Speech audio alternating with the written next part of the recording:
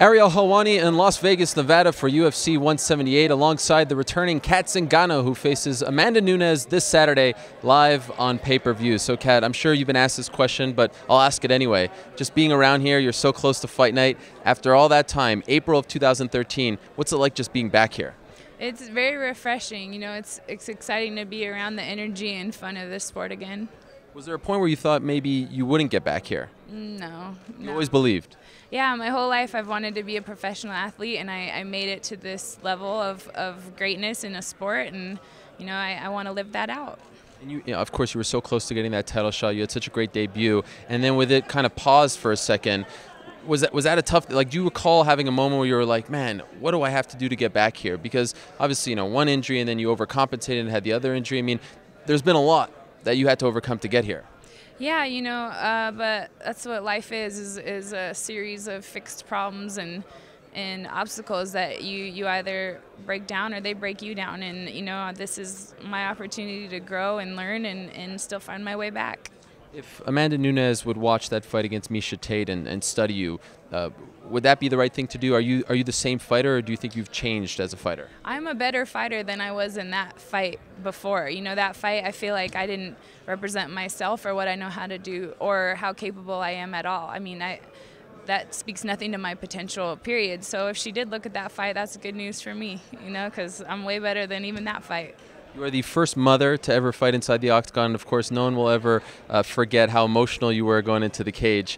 And you know, this time around, it's been a long time, and you've had some time to obviously think about your second fight and to try to get back to that point. Do you think those same emotions will come back because of the time off?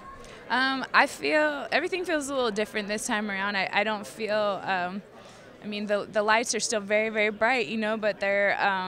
I just feel a little bit more settled and like I can look at this all more objectively instead of so I don't know, just wild, you know, and it's a little more settling.